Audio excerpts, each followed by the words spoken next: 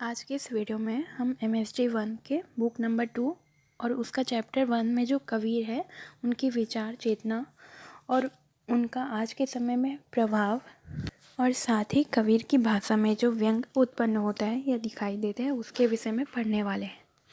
कबीर जो है वे नाथपंथी योगी परिवार में पले एवं बड़े हुए और ये जो नाथपंथी होते हैं उन्हें ना ही हिंदू माना जाता है और ना ही मुसलमान।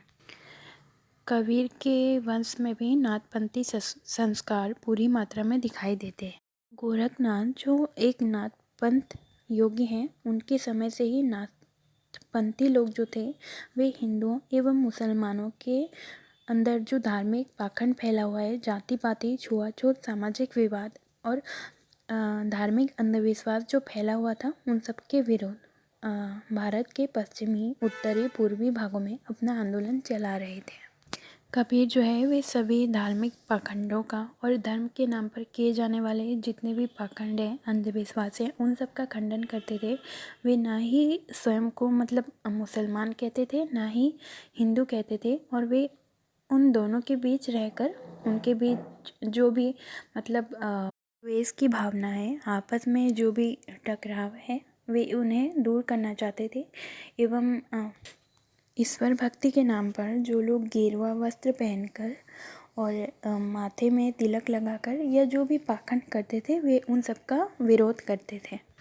कबीर की वाणियों में एवं उनके विचारधारा में सिद्ध साहित्य एवं नाथपंथी योगियों का एवं मराठी संत कवियों में जैसे ज्ञानेश्वर एवं नामदेव इत्यादि का गहरा प्रभाव था। कबीर ने अपने काव्य में परम तत्व, जीव, माया, सृष्टि इत्यादि पर विचार व्यक्त किए हैं। कबीर के काव्य में ब्रह्म एक है, उनका कोई रूप आकार एवं कोई व्यक्तित्व नहीं है। वे सगुण और निर्गुण दोनों से परे हैं, ही इस सृष्टि के रोम रोम में समाये हुए हैं। कबीर इस माया रूपी संसार के प्रति लोभ भी नहीं करते और वे मोक्ष को भी नहीं मानते। कबीर की वाणियों में जिस राम का जिक्र होता है वे दशरथ पुत्र राम नहीं होकर निर्गुण निराकार परम सत्ता के रूप में दिखाई देते हैं। कबीर एवं तुलसी दोनों ने ही राम की भक्ति की है, लेकिन एक ने निर्गुण रूप में और एक सगुण रूप में। कबीर की वाणियों में व्यंग इस प्रकार दिखाई देता है कि वे जनसाधारण या आम जनता को धर्म के नाम पर डराने वाले पंडित एवं मुल्ला दोनों से कबीर प्रश्न करते हैं और उन पर व्यंग करते हैं। कहते हैं कि यदि तुमने शास्त्र पढ़कर इतना ही ज्ञान पा लिया है और चतुराई करते फिरते हो और लोगों को मुक्ति के विषय में उपदेश देते हो, तो मुझे भी समझाओ कि क्या तुमने स्वयं मुक्ति का अनुभव कभी किया है। और वे साथ ही यह भी कहते हैं कि तुम मुक्ति के नाम पर यह कहते हो कि मुक्ति उस परम पुरुष से मिलना है, परंतु मुझे यह बताओ कि वह परम पुरुष कहाँ निवास करता है, उसका गांव कौन सा है, उसका नाम क्या है। तुम कहते हो कि ब्रह्म ने चारों वेदों की रचना की है, परंतु क्या वे स्वयं भी मुक्ति का मर्म या मतलब जान पाए हैं।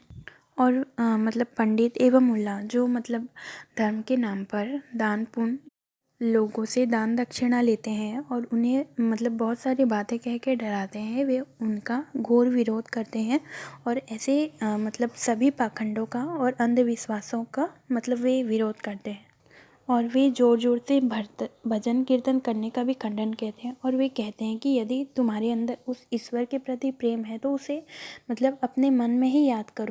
ये मौलवियों की कथनी और करनी में किस प्रकार फ़र्क होता है उसे भी दर्शाते हैं। किस प्रकार वे अपनी पूजा के लिए, अपने खाने के लिए जिस प्रकार बलि देने को सपोर्ट करते हैं, वे उन पर भी व्यंग करते हैं। कबीर की जो वाणियाँ हैं वे साखी, सबद और रमेनी में तरह से व्यक्त होती हैं और वे साथ ही ये उपदेश देते हैं कि अपने शरीर से या मोक्ष का लालच नहीं करना चाहिए। और वे कहते हैं जो शरीर होता है वह मिट्टी का बना होता है एवं थोड़ी समय के लिए ही हम इस धरती पर आते हैं, तो हमें उस मोक्ष का लालच न करते हुए उस जन्म और मरण के जो बंधन है उसका विचार अपने मन में नहीं करना चाहिए।